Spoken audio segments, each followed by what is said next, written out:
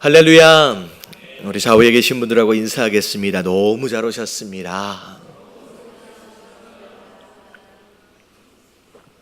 네, 감사합니다. 광고 말씀 먼저 드리도록 하겠습니다. 어제 아시는 분은 아시겠지만 우리 문원영 권사님 그 어머니께서 어제 정오에 소천하셨습니다. 그래서 지금 전주에서 장례가 이제 진행되어지고 있고요.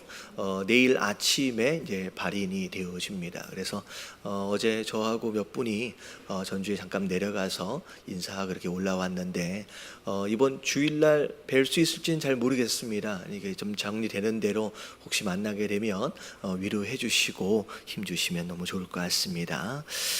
자, 우리 오늘부터 약간 예외 금요 예배 포맷을 조금 바꿔서 좀 해보려고 시도를 좀 하고 있습니다. 그래서 주로 제가 말씀을 1시간에서 1시간 반 정도 우리 생명의 삶 일주일치 분량을 쭉 커버하면서 간단히 또 기도도 하고 했는데 이제 가능하면 제가 9시 전까지 말씀을 마무리를 하고요. 그리고 9시서부터는 교회에 있어서 좀 특별한 기도 제목 그렇네요. 예, 10시까지 4분 남았는데 그 시간에 끝낼 수는 없을 것 같고요. 10시까지 제가 말씀을 이제 마무리를 하는 걸로 하고요. 그리고 10시서부터 우리 교회에 이제 함께 합동으로 좀 기도해야 할 제목들과 더불어서 같이 뜨겁게 좀 기도하고 이제 새로 오신 분들 가운데 지난주나 이렇게 뭐 성령의 은사나 이런 부분에 있어서 서로 이제 이야기를 나누다 보니까 나는 그런 걸 체험한 적이 없는데 나는 방언도 할지도 모르는데 그런 거 우리 교회는 그런 거 언제 해요? 언제 기도해요? 물어보시는 분들이 계신데요. 그래서 금요일은 가능하면 한 11시 정도까지는 충분히 좀 기도하면서 제가 또 안수하고 또 방언이 필요하신 분들은 제가 안수하고 또 기도해드리면서 방언 받을 수 있도록 좀 도와드리고 또 기도 제목이 있으신 분들은 앞에 나오시면 제가 또 기도해드리고 해서 특별히 좀 성령으로 좀 뜨겁게 같이 좀 기도하는 시간들로 금요 예배 포맷을 좀 바꿔보려고 하고 있습니다. 그래서 이제 기도가 좀 많이 필요할 것 같아요, 우리 교회가. 그래서 그런 교회로 되어질 수 있도록 저도 이제 감동을 받고 그렇게 가기로 했으니까 여러분 많이 기도하기 위해 참여해 주시면 너무 좋을 것 같습니다. 자, 좋지요? 네, 그래서 그렇게 진행할 테니까. 자, 오늘은 사도행전 3장 11절서부터죠. 11절서부터 내용 우리 오늘 금요일까지 말씀까지 해서 쭉 살펴보도록 하겠습니다. 자, 11절 말씀만 같이 한번 읽어볼게요. 다 같이 시작. 다음 사람이 베드로와 요한을 붙잡으니 모든 백성이 크게 놀라며 달려나아가 솔로몬의 행각이라 불리우는 행각에 모이거늘. 자, 나면서부터 안진뱅이였던 사람이 있었어요. 그 사람은 성전 미문에 앉아서 평생 구걸하며 살았습니다. 한 번도 제대로 성전 안에 들어가서 예배를 드려본 적이 없고요. 그저 성전에 예배를 드리기 위해 들어가는 사람들을 구경했을 뿐이었던 그 사람이 베드로와 요한을 만났어요. 그리고 사실은 구걸을 했는데 베드로와 요한이 성령 충만한 가운데 뭐라고 얘기하느냐? 내게는 음과 금은 없지만 뭐가 있다?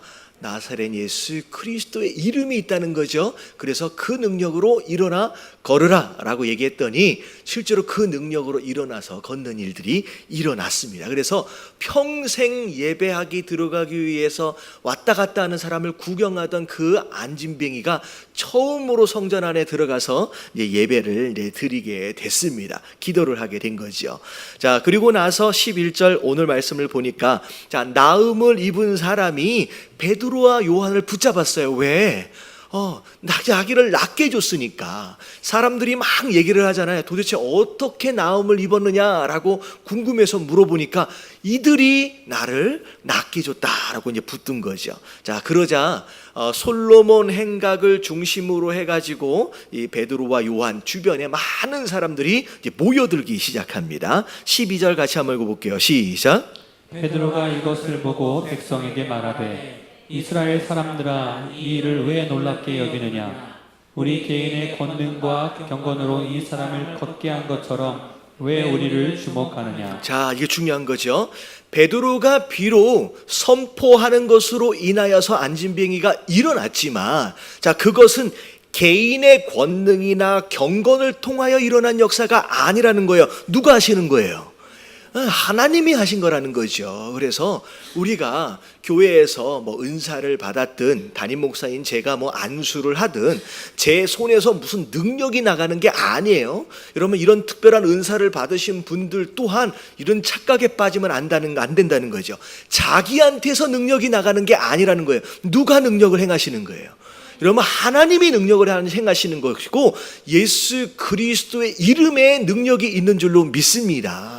그리고 행여나, 자, 권능과 경건으로 이 사람을 걷게 한 것처럼, 자, 자기 스스로 남들보다 좀 더 경건한 것처럼, 깨끗한 것처럼, 거룩한 것처럼, 그래서 자기가 이 병자를 낳은 것처럼 착각하면 된다, 안 된다? 안 된다는 거예요. 그래서 제가 누구보다 깨끗해서 경건해서 제가 안수를 하는 게 아니에요. 말씀에 병든 자를 향하여 뭐한즉 안수한즉 나음을 입으리라 라고 말씀하셨기 때문에 저는 비록 부족하지만 저는 그 말씀을 뭐함으로 나가는 거예요? 믿고 순종함으로 손을 얹고 기도하는 것일 뿐이라는 거죠. 여러분도 저로부터 능력이 나간다고 생각하지 마시고 저를 통하여 누가 허락하시는 거예요? 하나님이 그 능력을 허락하신다라고 믿고 기도하면 하나님이 그 능력을 행해 주실 줄로 믿습니다. 그러면서 우리를 주목하지 말라. 이것을 통하여 누굴 주목하라? 예수 그리스도 하나님을 주목하라 라고 말하고 있다라는 거죠. 여러분, 깨달아지시길 주님의 이름으로 축원합니다. 그래서 교회 안에서든 그 어디에서든 사람은 주목을 받아야 할 대상이 아니에요. 그 사람을 통하여 누굴 봐야 돼요? 하나님을 볼 수 있고 예수 그리스도를 발견하는 것이 너무나 중요하다라는 거죠. 그리고 나서 13절서부터 자, 아브람과 이삭과 야곱의 하나님, 그리고 그 하나님이 예수님을 영화롭게 하셨다 하지만 너희들이 예수를 거부한 것이 아니냐, 오히려 살인한 사람을 놓아주기로 구하되, 그러니까 바라바를 살려준 적이 있잖아요. 오히려 그랬던 과거의 이야기를 쭉 하게 됩니다. 그러면서 일어난 이 기적들과 이적들에 대하여 16절에 뭐라고 얘기하느냐, 같이 한번 읽어볼게요. 시작. 그 이름을 믿음으로 그 이름이 너희가 보고 아는 이 사람을 성하게 하였나니 예수로 말미암아 난 믿음이 너희 모든 사람 앞에서 이같이 완전히 낫게 하였느니라. 자, 그 이름을 믿음으로 그 이름이 너희를 보고 아는 이 사람을 성하게 하였다. 자, 이 사람을 성하게 하는 능력의 근원은 어디에 있다? 예수 그리스도의 이름에 있다는 거죠. 근데 중요한 것은 뭐냐면, 자, 예수 그리스도의 이름이 능력이 있지만 그 이름만으로는 안 돼요. 자, 이름만으로는 안 돼요. 그 이름의 능력과 뭐가 합해져야 돼요? 예수로 말미암아 난 믿음이 너희 모든 사람 앞에서 이같이 완전히 낫게 하였느니라. 다시 말하면 예수 그리스도의 이름의 능력이 있지만 그 이름의 능력과 우리의 뭐가 만날 때, 우리의 믿음이 만날 때 이런 기적이 일어난다는 거예요. 그래서 여러분들이 오늘 저녁 때 기도할 때도 예수 그리스도의 이름을 의지하여 붙들고 나아가지만 그 기도를 할 때에 우리의 뭐가 있어야 돼요?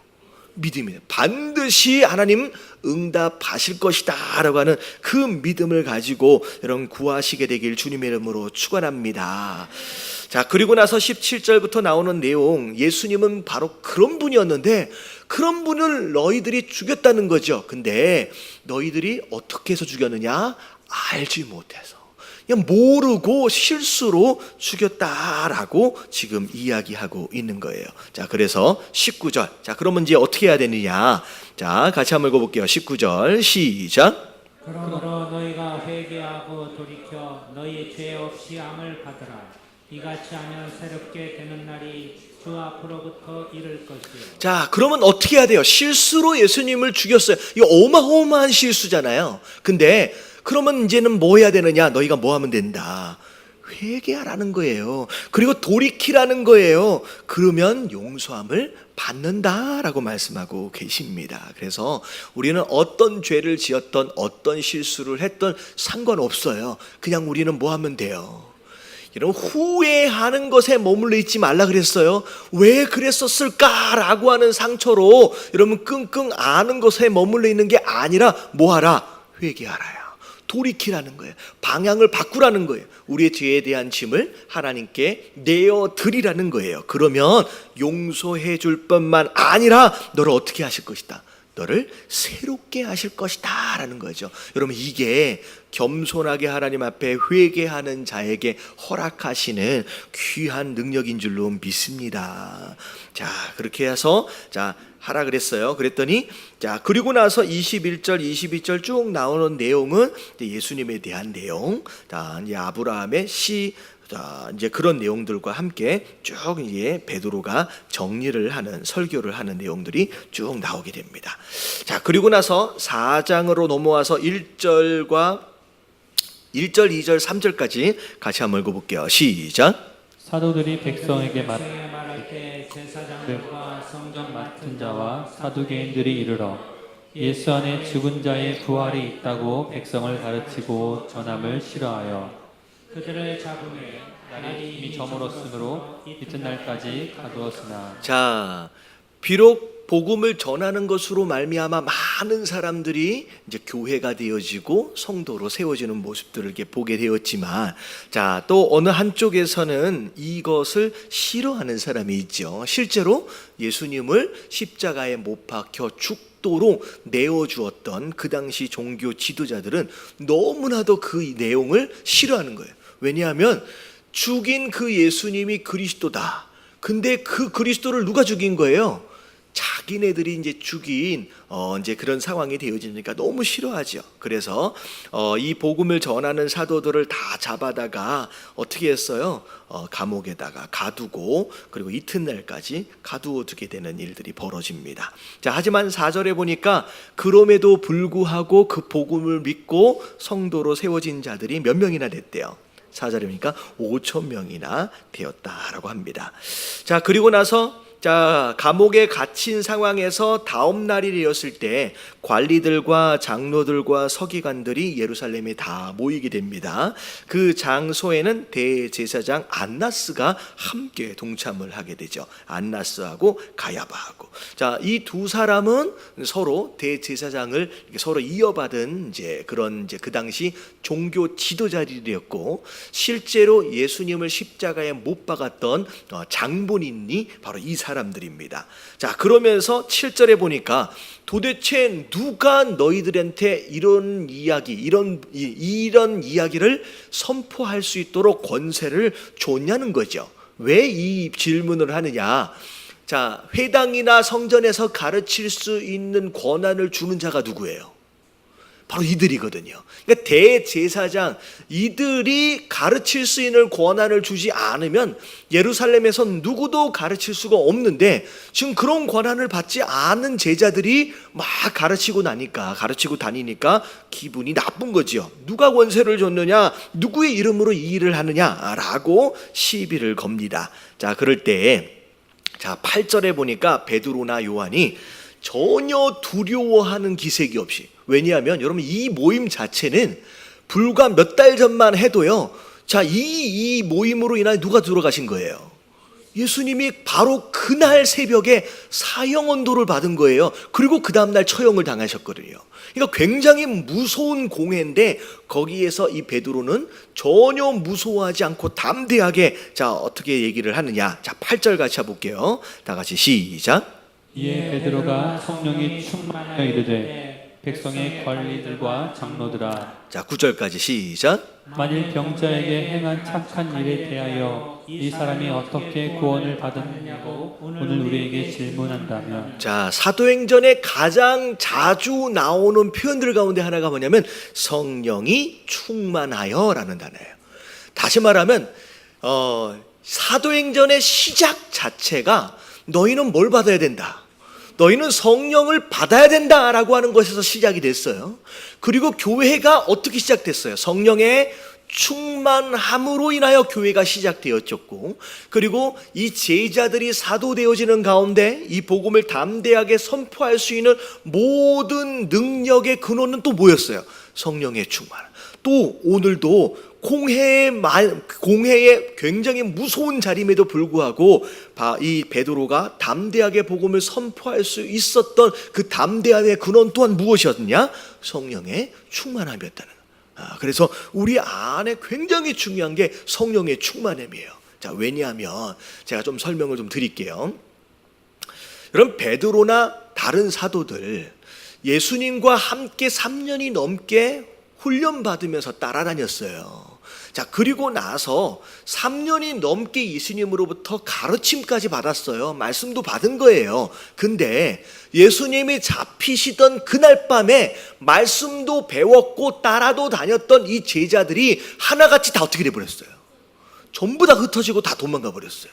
심지어 베드로 같은 경우에는 체면상 뒤에 따라갔는데 예수님이 근거리에 있는 상황에서 말씀하셨던 대로 3번이나 예수를 뭐 했어요? 부인하고 심지어 저주까지 했던 사람이에요. 자, 그런데 중요한 게 뭐냐면 베드로가 무엇을 받고 나서 이렇게 담대한 사람이 되었느냐? 말씀도 있었고 가르침도 받았고 합숙 훈련을 3년씩이나 했지만 그럼에도 불구하고 되지 않았던 베드로가 무엇으로 변화가 된 거예요? 여러분, 성령의 충만함으로 이렇게 변화. 우리가 제자 훈련이나 어떻게 보면 온전해지기 위해서 말씀을 배우는 것도 중요하지만 결국 그 말씀 충만한 것이 담대함이 되어지고 사명자가 되어질 수 있는 가장 중요한 마지막 열쇠는 뭐에 있다? 여러분, 성령 충만에 있어요. 자, 이걸 어디서 우리가 생각해 볼 수 있느냐? 이스라엘의 5대 제사를 보면 두 번째 제사가 소제예요. 여러분, 소제는 곡식으로 드리는 제사인데 곡식을 그대로 드리면 안 돼요. 반드시 그 곡식을 어떻게 하라고 했어요? 부수라 그랬어요. 고운 가루가 되도록 하라 했어요. 여러분, 고운 가루가 되도록 부수란 얘기는 하나님께서 우리를 받기 위해서는 우리의 어떤 마음이 필요하다? 상한 심령이 필요하다. 하나님 앞에서 가루처럼 부서지는 그런 상한 심령이 우리 예배자에게서 굉장히 중요한 부분이라는 거죠. 이게 우리 안에 자기를 부인하는 겸손의 모습이에요. 자, 이게 1단계예요. 근데 고운 가루가 된 그 가루를 그대로 드리면 되느냐? 그게 아니죠. 그 고운 가루 안에 절대 꿀을 넣으면 안 된다. 그 대신 뭘 넣어라? 소금을 넣어라. 근데 그 소금은 어떤 소금이냐? 언약의 소금이에요. 이 언약의 소금은 곧 오늘날로 얘기하면 뭐예요? 이런 말씀이에요. 자, 부서지고 깨어진 상한 심령 안에 자, 뭐가 들어가야 돼요?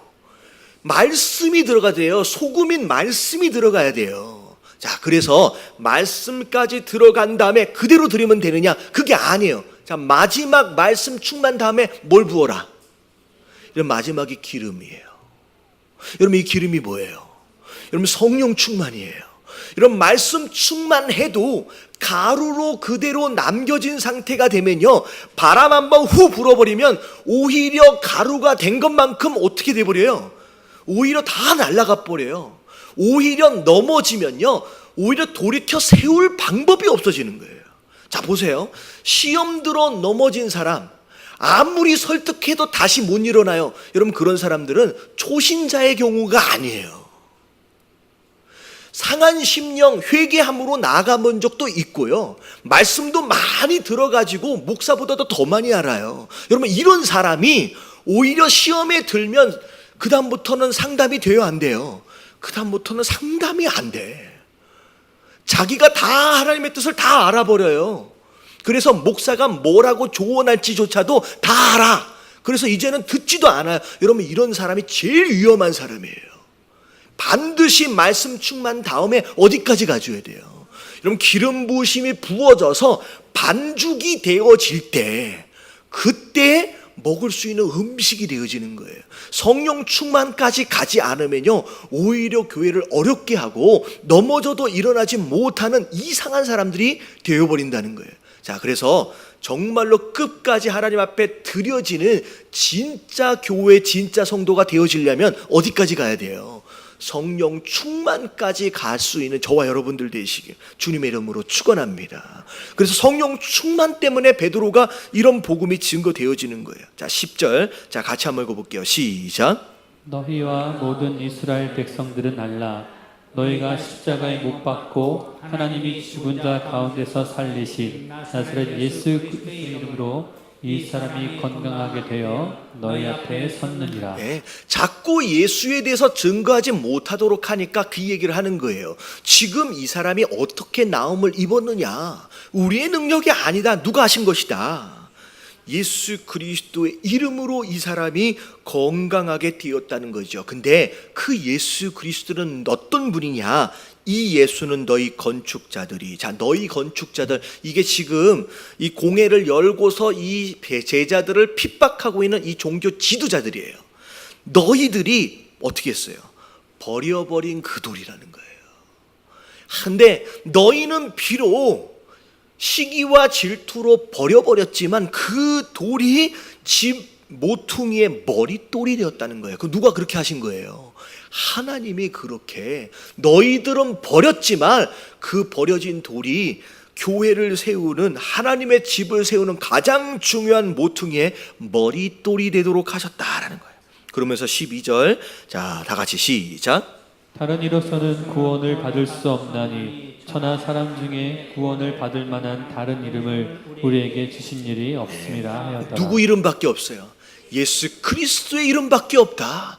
우리가 전할 수 있는 이름은 딱 그분 이름밖에 없다. 천하, 뭐라 그래요? 천하 사람 중에 구원받을 수 있는 이름을 그분 외에, 이 이름 외에 주신 적이 없다라고 담대하게 선포하고 있는 거예요. 그래서 우리의 능력은 오직 예수 그리스도 그분 이름밖에 없어요. 그래서 이 밤에 기도하실 때 예수 그리스도의 이름을 붙들고 기도하시게 되길 주님의 이름으로 축원합니다. 그래서 이게 이제 사단이, 악한 영들이 제일 싫어하는 게 예수 그리스도의 이름이에요. 예수 그리스도. 여러분, 이 이름이 여러분 선포되어지면요, 우리가 막 소리를 막 지르든 안 지르든 상관이 없이 그 이름에서 여러분 능력이 나가는 거예요. 할렐루야. 자, 그리고 나서 자 13절 14절 같이 한번 읽어볼게요. 시작. 그들이 베드로와 요한이 담대하게 말함을 보고 그들을 본래 학문 없는 범인으로 알았다가 이상히 여기며 또 전에 예수와 함께 있던 줄도 알고 또 병나은 사람이 그들과 함께 서 있는 것을 보고 비난할 말이 없는지라. 네, 이 얘기를 한참 듣고 있던 이 제사장들과 이 바리새인들을 깜짝 놀라는 거죠. 도대체 이 사람들이 어떤 사람이길래, 이 사람들이 원래 뭐였어요? 어부였잖아요. 정말로 별 볼 일 없는 사람들이었는데 갑자기 어떻게 이렇게 되었는지 놀랄 수밖에 없게 됩니다. 그리고 지금 베드로가 전하고 있는 이 내용들 가운데 그 어느 것 하나도 반박할 수 없는, 어떻게 보면 완벽한 논리 안에서 지금 복음이 증거되어지는 모습들을 보면서 굉장히 이제 당황하게 되죠. 자, 그럼에도 불구하고 18절에 보니까 그들을 불러 경고하여 도무지 예수의 이름으로 말하지도 말고 가르치도 말라라고 다시 한번 경고하지만, 자 19절 베드로와 요한이 아예 이제 목숨을 걸고 이 이야기를 하는 거예요. 같이 한번 읽어볼게요. 시작. 베드로와 요한이 대답하여 이르되 하나님 앞에서 너희의 말을 듣는 것이 하나님의 말씀을 듣는 것보다 옳은가 판단하라. 네, 뭐가 옳으냐? 하나님 앞에서 너희 말을 듣는 게 옳으냐, 아니면 하나님 말씀을 듣는 게 옳으냐? 여러분, 누구 말이 옳아요? 하나님 말씀을 듣는 것이 옳은 일인 줄로 믿습니다. 그래서 이런 표현이 이제 앞으로도 이제 계속 몇 차례 반복이 돼요. 그래서 우리는 절대 사람을 기쁘게 하는 자들이 아니라 누구 기쁘시게 해요? 여러분, 하나님을 기쁘게 하시는 자들 되어지시길 주님의 이름으로 축원합니다. 여러분, 신앙생활도 마찬가지예요. 여러분, 사람한테 자꾸 보이기 위해서 하지 마세요. 우리의 신앙은 누구에게 보이기 위한, 여러분 하나님께 보이기 위한 거고요. 여러분, 예담교회도 마찬가지예요. 사람들 마음에 맞춰주는 교회가 아니에요. 여러분, 이 교회는 누구의 마음에 드는, 여러분 하나님의 마음. 그래서 여러분 어떤 분이 그런 표현을 하더라고요. 여름에 너무 더울 때 얼음물 한 잔을 쫙 마시면 어때요? 시원하잖아요. 여러분 우리 예담교회는 그 한여름에 마치 시원한 얼음물처럼 누구의 마음을? 하나님의 마음을 시원하게 해드리는 여러분 그런 교회가 되어야 할 줄로 믿습니다. 그게 중요한 거라는 거죠. 그리고 우리가 보고 들은 것을 어찌 말하지 않고 견딜 수 있겠느냐? 우리는 어떻게 할 수밖에 없다. 전할 수밖에 없다라고 얘기합니다. 자, 그리고 나서 굉장히 위협을 받지만 오히려 하나님께 영광을 돌리고, 자, 마지막 22절에 어떻게 마무리되느냐? 자, 같이 한번 읽어볼게요. 시작. 이 비표적인 사람은 40여 세나 되었더라. 예. 자, 이게 갑자기 나오는 이유는 뭐냐면 안진뱅이로 몇 년 동안 있었던 거예요. 40년 동안 오랫동안 있었던 사람이 자 이제 건강한 사람이 되고 함께 예배할 수 있는 사람이 되었다라는 거죠. 자, 그다음에 넘어가서 23절. 자, 23절 한번 같이 한번 읽어볼게요. 시작. 사도들이 노임에 그 동료에게 가서 제사장들과 장로들의 말을 다 알리니. 여러분 이게 참 재밌는 거예요. 비록 위협을 받았어요. 끌려갔잖아요. 어떻게 보면 죽을 뻔한 거예요. 근데 바울 사도가 성령 충만함으로 막 담대하게 선포하고 돌아오니까 할 말이 있는 거예요. 비록 내가 끌려갔지만, 내가 잡혀갔지만, 위험한 상황에 있었지만 하나님께서 우리를 살려주셨을 뿐만 아니라 그것으로 인하여 저들이 어떻게 했다는 거예요? 쩔쩔맸다는 거예요. 그것을 성도들과 함께 막 나누니까 얼마나 행복해요. 듣고 있는 성도들도 와, 역시 하나님은 살아계시는구나 라고 하는 것으로. 여러분 어떻게 보면 이런 간증들이 우리가 목장을 모일 때마다 만약에 있어진다라고 한다면 너무 재밌고 신날 것 같아요. 이래서 힘들고 저래서 힘들고 그게 아니라 내가 비록 힘들었지만 그럼에도 불구하고 믿음으로 선포하고 그 어려움을 이겨나갔다라고 하는 간증들로 가득한 목장 모임. 여러분 그런 목장 모임이 되면요 매일매일 모일 때마다 막 승리가 선포가 되고요, 그럼 모일 때마다 기쁨이 있고 행복해지는 거예요. 여러분 목장에서 모일 때마다 믿음으로 어떻게 보면 영적인 전쟁, 하지만 승리함으로 인하여 여러분 좋은 간증들이 나눠졌으면 좋겠습니다. 예, 그랬던 가운데 24절 25절 쭉 보면서 하나님께 영광을 돌려요. 그러면서 다윗의 입을 통하여 수많은 왕들과 군왕들과 관리들이 탄압할 것이다 라고 했던 이 말씀이 이렇게 이루어지고 있는 거구나. 비록 위협을 받고 있어도 하나님의 말씀이 막 성취되어지는 것으로 말미암아 오히려 막 흥분되어지고요. 자, 그리고 29절 30절을 보면 오히려 위협을 받는 가운데 좌절하고 낙심하는 게 아니에요. 자, 더 기도함으로 나가는 거예요. 29절 30절. 자, 다 같이 시작. 주여 이제도 그들의 위협함을 굽어 보시옵고 또 종들로 하여금 담대히 하나님의 말씀을 전하게 하여 주시오며 손을 내밀어 병을 낫게 하시옵고 표적과 기사가 거룩한 종 예수의 이름으로 이루어지게 하옵소서 하더라. 여러분 교회가 강해지려면요 기도해야 되는데, 여러분 잘 보면 언제 기도하는지를 보세요. 아무 일도 없이 평안할 때는요 잘 기도가 안 돼. 근데 오히려 탄압을 받고 위협을 받으니까 기도하지 않고는 살아남을 수가 없잖아요. 그러니까 막 기도하면서 하나님 굽어보시옵소서. 하지만 비록 그런 위협 가운데서도 우리가 복음을 증거하는 것을 포기한다 안 한다, 포기하지 않게 하여 주시옵시고 오히려 우리 가운데 병이 낫는 일, 기적과 이적들이 오히려 더 풍성하게 나타날 수 있도록 해달라고 막 전심으로 기도하게 되는 거예요. 여러분 이런 기도가 우리 교회 안에 가득 차야 될 줄로 믿습니다. 자, 그렇게 기도했더니 31절에 보니까 자, 기도를 다함에 자, 뭐가 진동했어요? 모인 곳이 진동을 합니다. 그런 가운데 무리가 다 성령이 충만하여 담대히 하나님 말씀을 전하니라. 여러분 이거 굉장히 중요해요. 여러분 성령의 충만함은요 계속 일어나야 돼요. 다시 말하면 마가의 다락방에 오순절 날 마가의 다락방에 한번 성령이 임했으니까 이제는 끝났구나, 이게 아니에요. 이 성령의 충만함은요, 금방 우리가 방심하며 사그러지는 거예요. 우리가 어떻게 해야 돼? 이게 절대 사그러지지 않도록 끊임없이 기도해야 될 줄로 믿습니다. 이미 성령 충만한 사람들임에도 불구하고 또 모여서 기도하면서 성령이 충만하니까 더 능력을 받는 거예요. 그래서 제가 한참 전에 그런 얘기를 한 적이 있어요. 어제 흘러내려간 물로는 오늘의 물레방아를 돌릴 수 없다고요. 오늘의 물레방아는 언제 흘러내려오는 물로 돌려야 돼요? 오늘이에요. 여러분, 많은 성도들이 간증을 하는데, 말씀에 대하여 막 이야기하는데 10년 전에 은혜 받았던 거 20년 전에 은혜 받았던 거 가지고, 그거 가지고 20년 30년 동안 울고 먹는 사람들이 있어요. 물론 그때 은혜 받은 건 너무 중요한 것이기도 하지만, 여러분, 그때 10년 전 20년 전 은혜로 지금 오늘을 살고 있다라고 한다면 오늘 내 물레방아는 어떻게 돌고 있을 것 같아요? 여러분, 간신히 연명하며 돌고 있는 거예요. 여러분, 이 하루를 힘차게 돌리려면 오늘 또 뭐 해야 돼요? 오늘 흘러내려오는 그 은혜가 있을 때 힘차게 또 돌릴 수 있게 되는 줄로 믿습니다.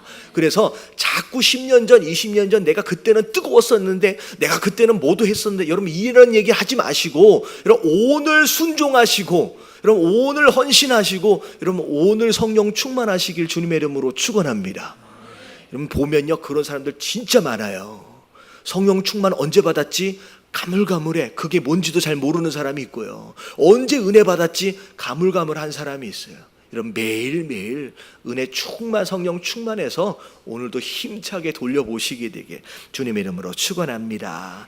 자, 그리고 나서 서로 한마음 한뜻 돼서 막 나누는 일들이 막 일어났어요.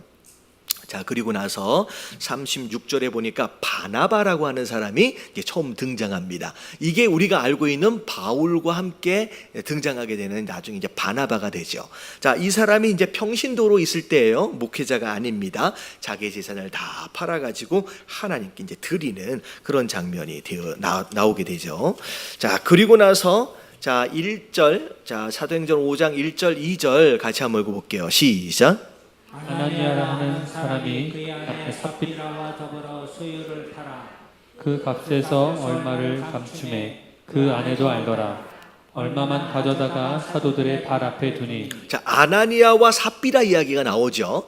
바나바가 앞에 나왔잖아요. 재산을 팔아가지고 교회에다가 헌금하고 하는 그런 일이 나왔습니다.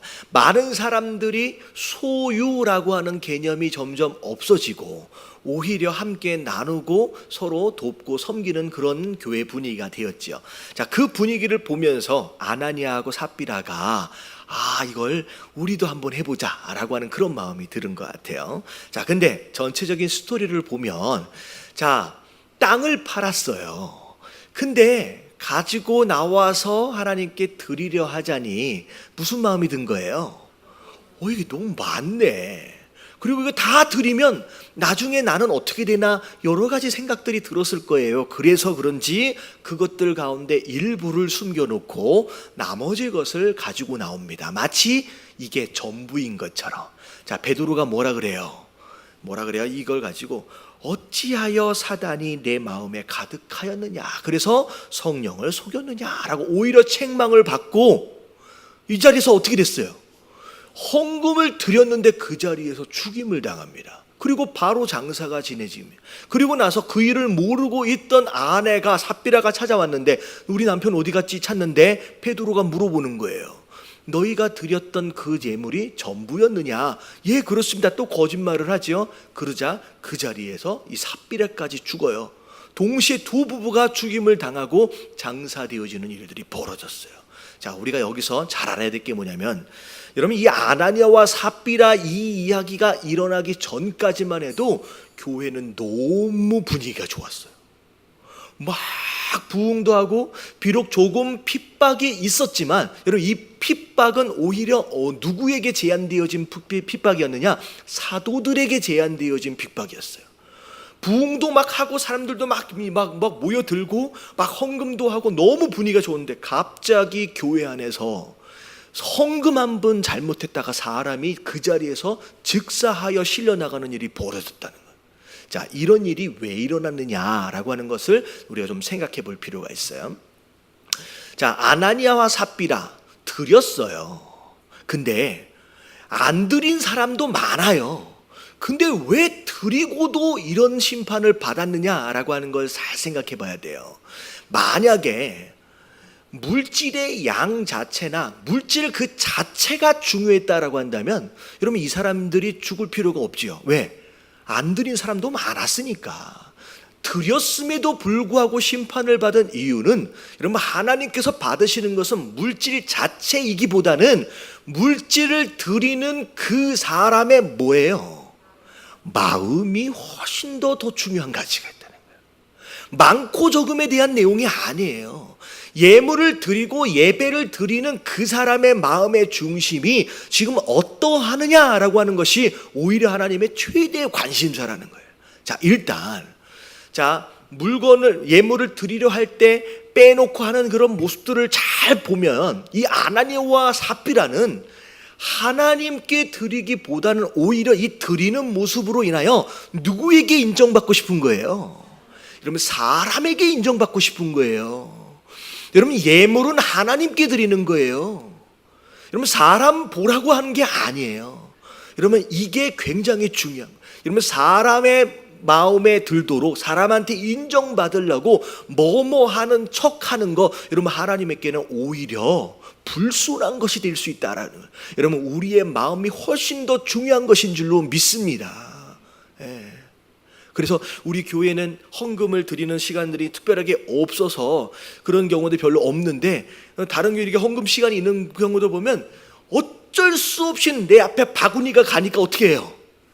이렇게 혹시나 봉투에 못 넣었으면 혹시나 내가 얼마를 드리는지를 보여주기 싫어가지고 이렇게 해서 이렇게 해서 드리는 사람들이 있어요. 여러분 이런 마음은 하나님 기뻐하시는 마음이 아니다라는 거예요. 여러분 진짜 순전한 마음으로 하나님께 드리시길 주님의 이름으로 축원합니다. 그리고 두 번째 따로 구별한 이유가 뭐냐면 첫 번째 뭐가 생긴 거예요? 마음에 여러분 욕심이 생긴 거예요. 여러분 물질을 드리면서도 욕심이 생길 수 있고요. 또 어떤 마음이 있냐면 내가 이걸 다 드리면 나는 어떻게 되어질까라고 하는 불안한 마음에 띄워놓은 거예요. 여러분 이것 자체가 하나님 보시기에는 뭐예요? 여러분 불신앙이에요. 여러분 과부가 두 렙돈 이게 뭐였어요? 전 재산이었어요. 여러분 이게 굉장히 귀한 이유는 뭐냐면 물질의 많고 적음이 아니라 이걸 드리는 순간 남은 게 없거든요. 그 남은 게 없다라고 하는 것은 이 과부가 철저하게 자기 인생을 누구에게 맡긴 거다? 여러분 하나님께 맡긴 거예요. 여러분 10분의 1을 구별함에 있어서 힘들어요. 마음이 되게 어려워요. 10분의 2가 일이 별것이 아닌 것 같지만 떼는 순간에는 여러분 굉장히 바들바들거려요. 근데 중요한 건 뭐냐면 여러분 이걸 떼는 게 굉장히 중요한 신앙의 가치인 이유가 뭐냐면 이걸 떼고 나서 부족해 보일 수 있지만 내 삶을 누가 책임진다? 여러분 하나님이 책임진다는 거예요. 그래서 11조가 여러분 믿음을 고백함에 있어서 굉장히 중요한 가치가 있는 거예요.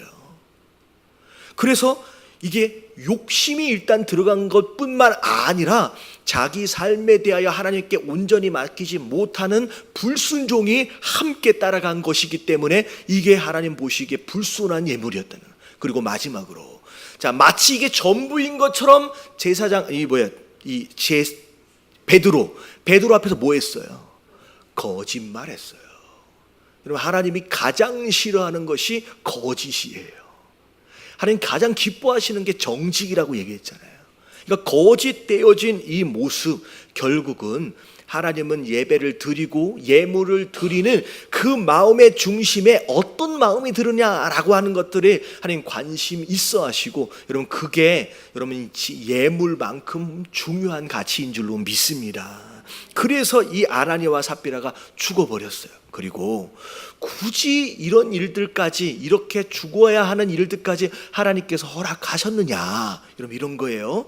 교회 분위기가 너무 좋아요. 근데 좋다고 다 좋은 게 아니에요. 자, 이 사건으로 인하여 하나님께서 사도들의 권위와 더불어 교회의 질서를 딱 세우신 거예요. 하나님은 어떤 분이다?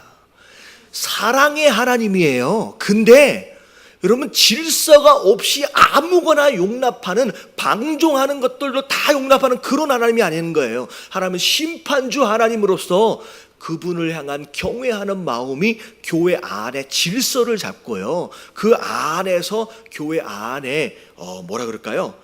경각심과 경외감을 세워가기 위해서 이 사건을 허락하셨다는 거예요. 그래서 교회 안에서 다 분위기가 좋으면 너무 좋지만 그 예배 안에서도 하나님을 향한 어떤 마음은 있어야 돼요.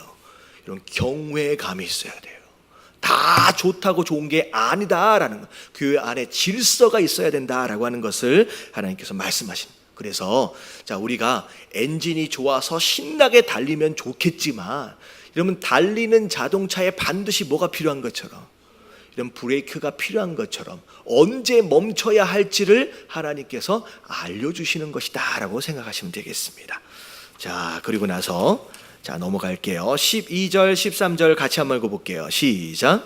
사도들의 손을 통하여 민간의 표적과 기사가 많이 일어나매 믿는 사람이 다 마음을 같이하여 솔로몬 행각에 모이고, 그 나머지는 감히 그들과 상종하는 사람이 없으나 백성이 칭송하더라. 자, 사도들의 손을 통하여 민간에 많은 표적과 기적들이 막 일어났어요. 자, 이런 가운데 많은 사람들이 믿음으로 반응하고 성도로 세워지는 일들이 있었습니다.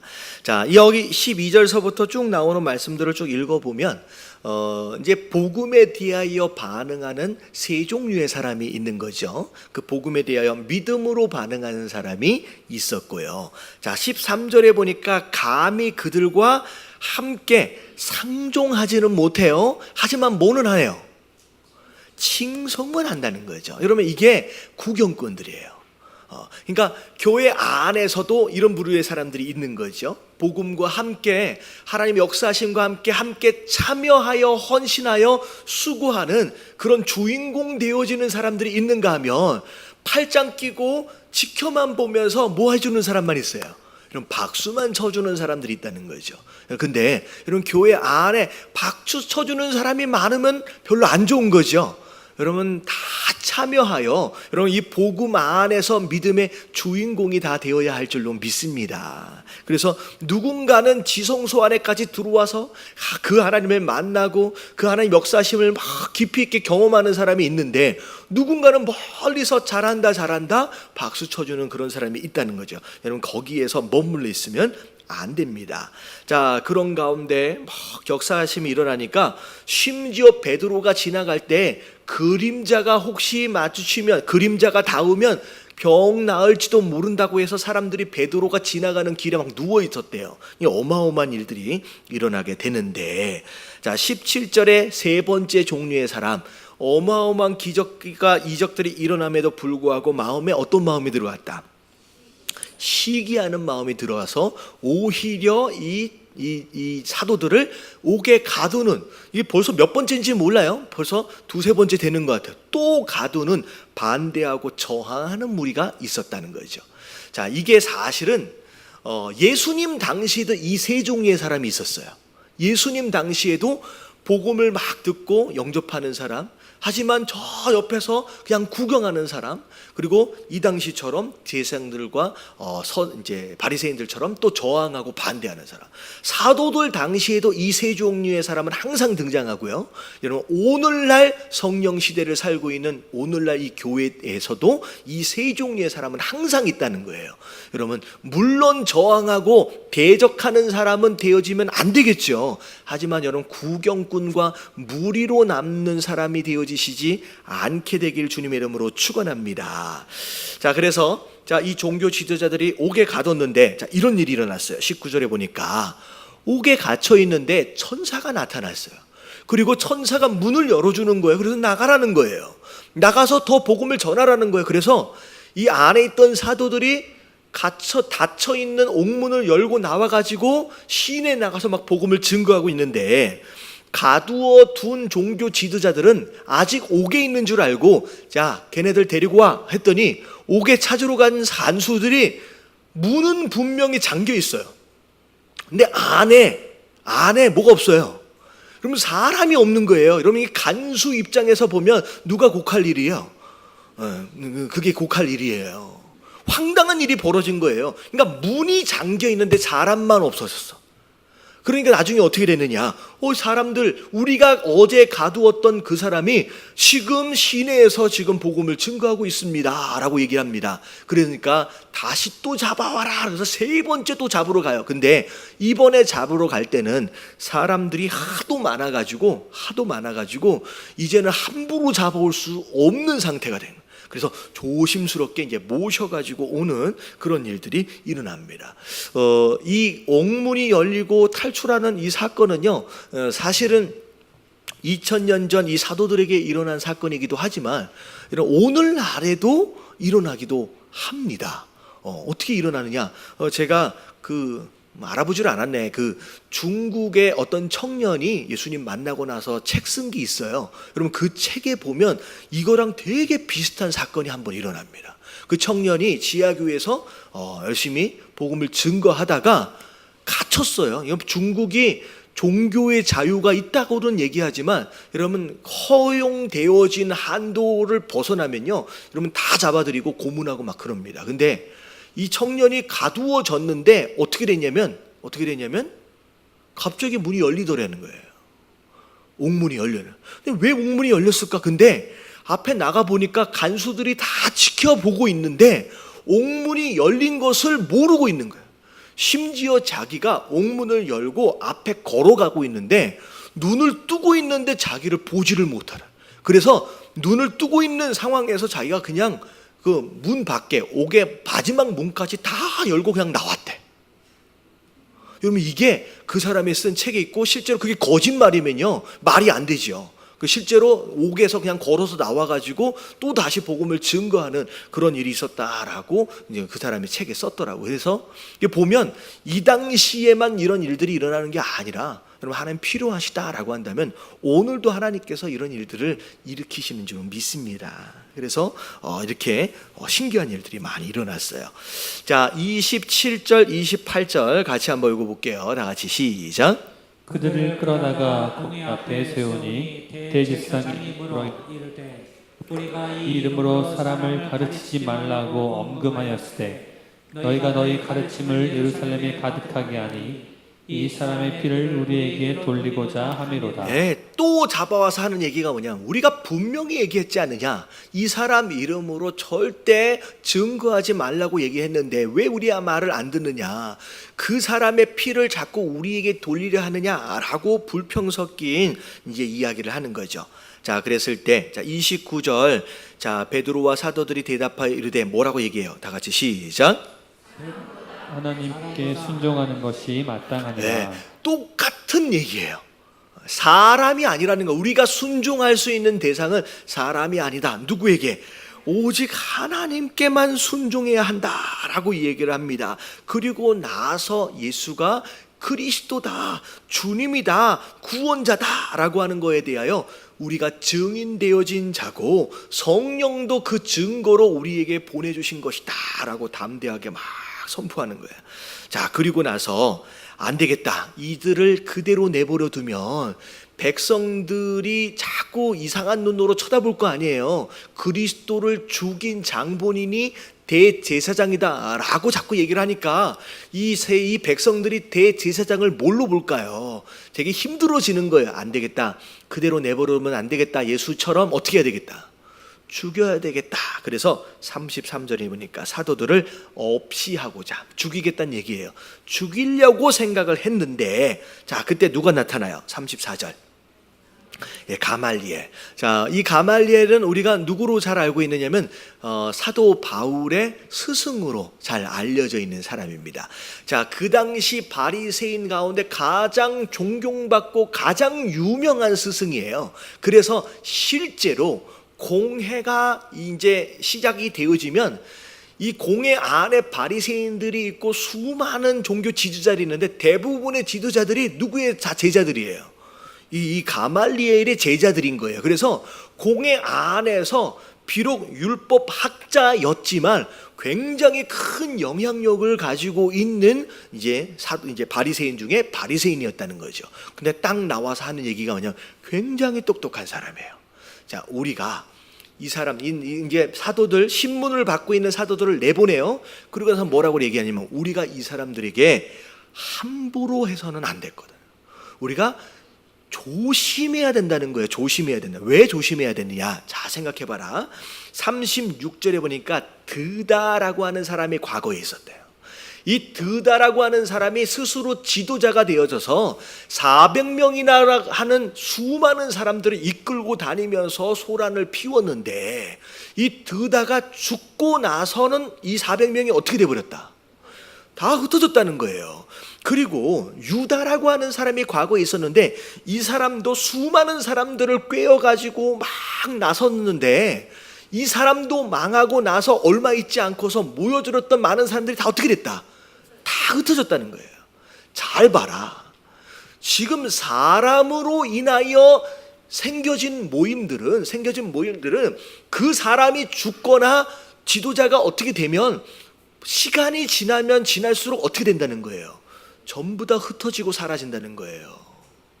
그래서 이 얘기는 자, 이 소행이 사람으로부터 났으면 결국 무너질 것이다. 너희가 나서지 않아도 결국 무너질 것이다. 근데 만약에 이게 하나님으로부터 났다라고 한다면 너희가 무너뜨릴 수 있다 없다? 무너뜨릴 수 없을 뿐만 아니라 그런 시도 자체가 오히려 하나님 앞에 뭐 하는 것이다? 대적하는 것이다. 그러니까 지금 너희가 지금 행동하는 이것이 얼마나 위험한 일인지를 잘 알고 조심해야 된다라고 얘기해요.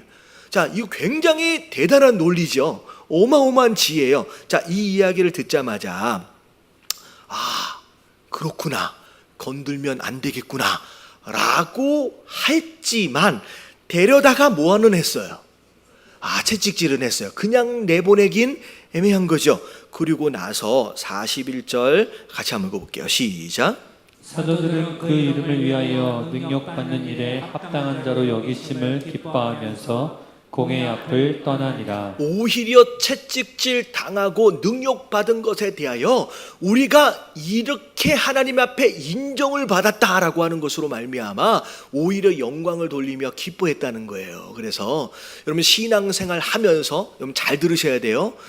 내 잘못된 성격이나 행동 때문에 고난당하는 거 말고 여러분 잘 알아야 돼요.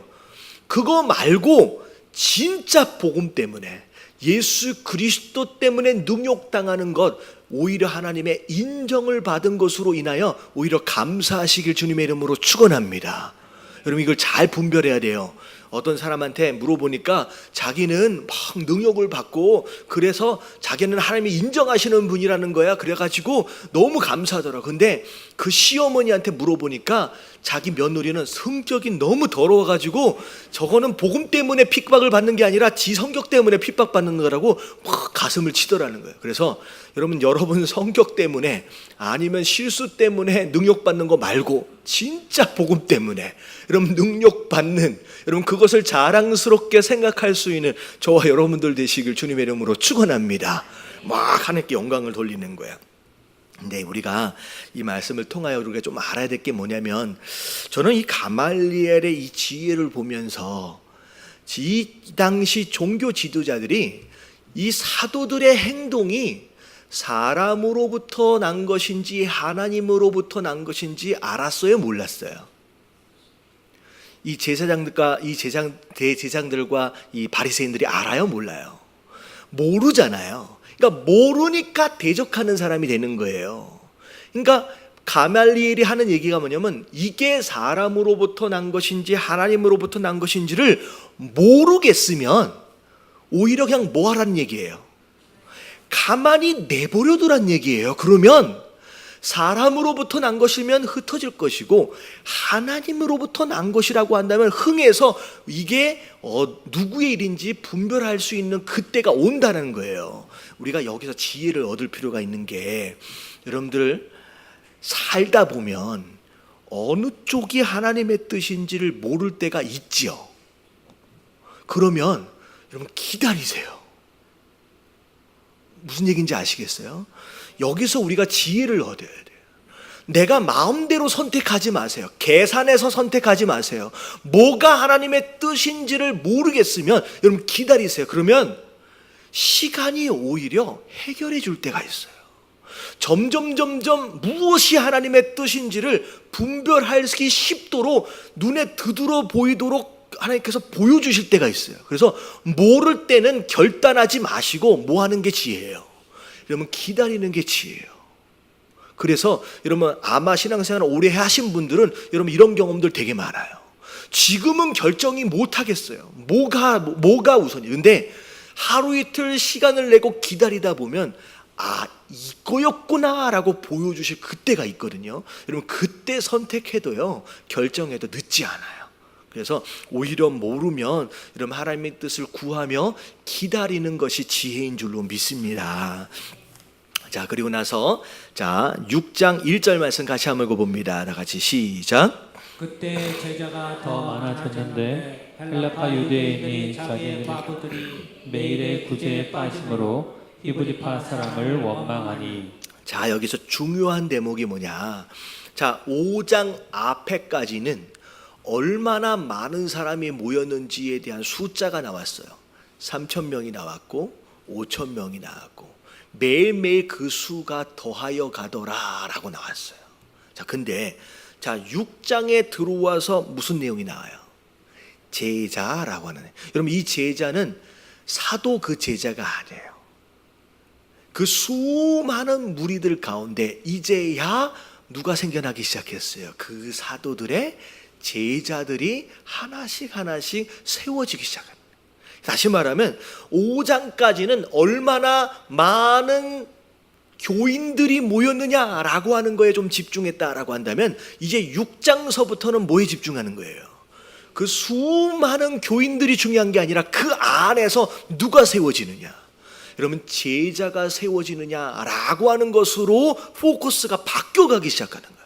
그래서 예담교회도 어떤 교회도 마찬가지예요. 사람들이 많이 모이는 것도 중요할 수 있어요. 몇천 명씩 몇만 명씩. 근데 중요한 것은 그 많이 모여지는 사람들, 무리들이 중요한 게 아니라 그 안에서 궁극적으로 뭐가 세워져야 돼요? 제대로 훈련되어진, 그래서 그 사도의 일을 함께 감당해낼 수 있는 제자가 세워지는 단계로 넘어가야 하는 줄로 믿습니다. 근데 그 제자로 넘어가지 않고 그냥 무리만 많으면요, 조금만 바람이 불면 그냥 흩어지고 넘어지고 자빠지게 된다는 거죠. 그래서 이제는 사람 무리로 계산하지 않고 누가 더 많아지고 있다? 제자가 더 많아지고 있다라고 얘기해요. 그래서 저는 그런 기대가 있어요. 수요 예배나 아니면 금요 예배까지 나와가지고 어찌 해서든 한 자라도 더 읽고 더 말씀을 듣고 기도를 조금이라도 더 해보려고 하는 여러분 이분들 여러분 무리가 아니라 여러분 3,000명 중에 아니면 5,000명 중에 한두 명 그런 게 아니라 여러분 제자로 세워지시게 되길 주님의 이름으로 축원합니다.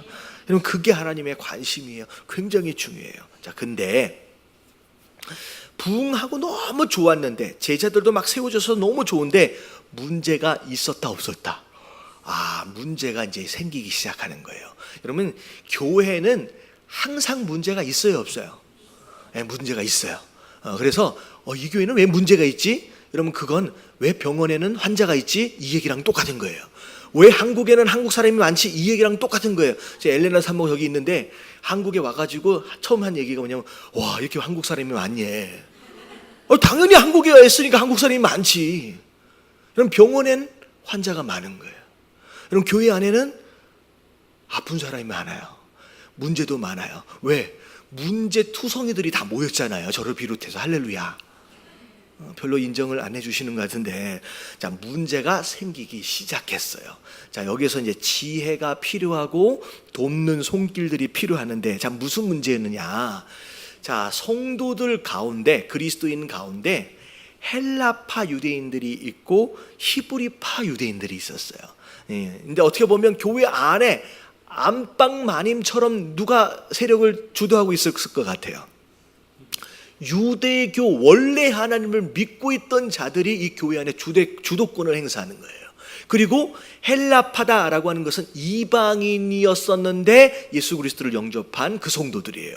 근데 은근히 왕따를 당하는 식의 상황들이 이제 벌어지기 시작합니다. 여러분, 이게 되게 조심해야 될 게, 여러분 교회 안에서 그 누구도 먼저 들어왔던 나중에 들어왔던 상관이 없이 여러분 주도권 잡고 자꾸 뭐 한다 그래요? 텃세 부린다 그러잖아요. 여러분, 그런 텃세 부리는 사람이 있으면 안 돼요. 할렐루야. 내가 뭐 창립 멤버니 뭐 그런 얘기는 절대 끝내면 안 돼요. 이런 교회 안에는 텃세 뭐 이런 게 있으면 안 돼요. 이것 때문에 문제가 생긴 거예요. 근데 자, 구체적으로 과부들, 경제적인 어떤 그런 이제 생활력이 부족한 이분들을 위해서 구제 활동을 하는데 자꾸 리스트를 만들 때 누구 먼저 넣어요? 유대인 크리스찬, 유대인 왜요? 히브리파 사람들을 중심으로 놓고 하다 보니까 나중에 헬라파 사람들이 뒤로 이제 리스트에서 빠지는 일들이 벌어진다는 거죠. 그래서 그것 때문에 원망하는 일들, 불평하는 일들이 이제 벌어지게 됩니다. 자, 그랬을 때, 이 모든 일들을 사실은 행정적으로 12사도가 맡아서 했는데 자꾸 이런 일이 이제 중간중간 빵꾸가 나는 거죠. 자, 그래서 모든 제자들을 부르는 거예요. 자, 제자들을 불러서 이야기를 합니다. 자, 사도인 우리가 하나님의 말씀을 제쳐놓고 접대를 일삼는 것이 뭐하다? 마땅하지 않다라는 거예요. 마땅하지 않다는 거예요. 그래서 이 여기서 말하고 있는 사도는 이제 어떻게 보면 저를 비롯한 목회자가 될 거예요. 목회자가 가장 우선시해야 할 가장 중요한 일은 뭐예요? 말씀과 기도예요. 여러분, 이게 가장 중요한 일이라는 거죠. 그것에 집중하지 못하도록 하는 어떤 일들이 벌어진다라고 한다면 이건 교회 안에서 굉장히 큰 희생일 수밖에 없다는 거죠. 그래서 그동안 목사가 해왔던, 사도들이 해왔던 이 수많은 일들을 누구를 세워서? 제자들 가운데 집사라고 하는 자들을 세워서 그 일을 감당하도록 하자라는 거죠. 다시 말하면 여러분, 집사는 원래 누가 하던 일을 하는 거예요. 사도가 하는 일을 하는 거예요. 여러분, 목사가 하는 일을 하는 거예요. 여러분, 다시 말하면 교회 안에서, 여기서 보면 이건 안수집사예요.